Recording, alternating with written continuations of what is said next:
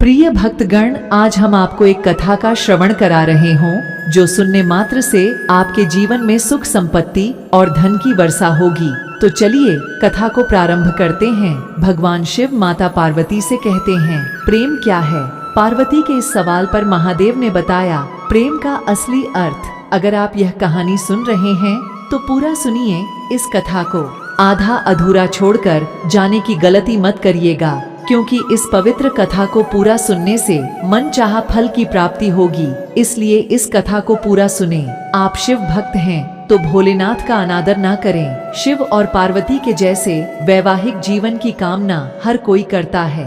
एक तरफ जहां देवी पार्वती ने शिव को अपने पति के रूप में प्राप्त करने के लिए कई वर्षों तक तपस्या की, तो वहीं शिव भी अपनी पत्नी पार्वती से इतना प्रेम करते हैं कि उनसे हमेशा संवाद करते दिखते हैं। सनातन धर्म के ज्यादातर पुराण और व्रतों की कहानियों में शिव पार्वती को कथा सुना रहे होते हैं। आज वैलेंटाइन डे है। प्यार करने वाले लोगों के लिए यह दिन बहुत खास होता है। वैसे प्यार की कई परिभाषा है। प्यार न सिर्फ प्रेमी जोड़े बल्कि हर रिश्ते में बहुत मायने रखता है। ऐसे में आज हम आपको भगवान शिव और माता पार्वती की अद्भुत प्रेम कथा के बारे में बताने जा रहे हैं। माता पार्वती भगवान शिव की अर्धांगिनी थीं। शिव और पार्वती के जैसे वैवाहिक जीवन की कामना हर कोई करता है।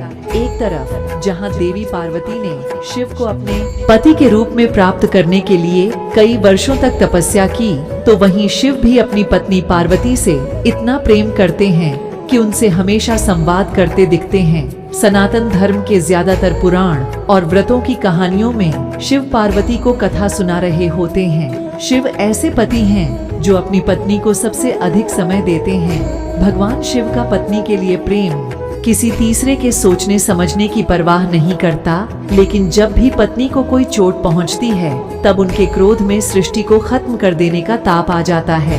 देवी पार्वती नित्य ही अपनी जिज्ञासाओं को शांत करने के लिए महादेव से अलग अलग प्रश्न पूछती और उन पर चर्चा करती हैं। एक दिन उन्होंने देवों के देव महादेव से पूछा, प्रेम क्या है? प्रेम का रहस्य क्या है? इसका वास्तविक स्वरूप क्या है? इसका भविष्य क्या है? माता पार्वती द्वारा प्रेम से जुड़े इन सवालों को सुनने के बाद महादेव ने कहा, प्रेम के बारे में तुम पूछ रही हो पार्वती। प्रेम के अनेकों रूप को तुमने ही उजागर किए हैं। तुमसे ही प्रेम की अनेक अनुभूतियां हुई। तुम्हारे प्रश्न में ही तुम्हारा उत्तर निहित है। फिर शिव की बातें सुनकर माता पार्वती ने कहा, क्या इन विभिन्न अनुभूतियों की अभिव्यक्ति संभव है? महादेव बोले, सती के रूप में जब तुम अपने प्राण त्याग कर दूर चली गई, मेरा जीवन, मेरा संसार, मेरा दायित्व सब निरर्थक और निराधार हो गया।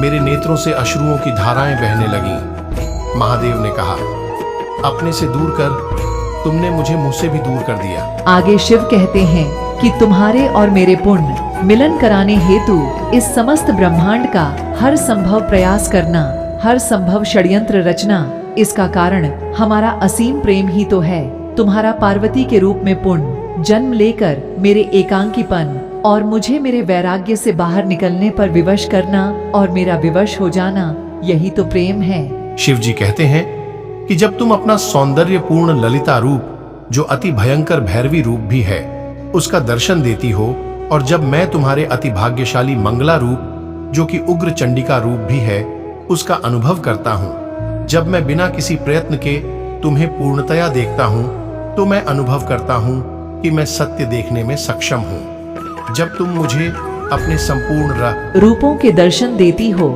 और मुझे आभास कराती हो कि मैं तुम्हारा विश्वास पात्र हूँ, इस तरह तुम मेरे लिए एक दर्पण बन जाती हो, जिसमें झांक कर मैं स्वयं को देख पाता हूँ कि मैं कौन हूँ। महादेव कहते हैं कि तुम अपने दर्शन से साक्षात कराती हो और मैं आनंद विभोर हो नाच उठता हूँ और नटराज कहलाता हूँ। यही तो प्रेम है, जब तुम बार बार स्वयं को मेरे प्रति समर्पित कर मुझे आभास कराती हो कि मैं तुम्हारे योग्य हूँ। तुमने मेरी वास्तविकता को प्रतिबिंबित कर मेरे दर्पण के रूप को धारण कर लिया।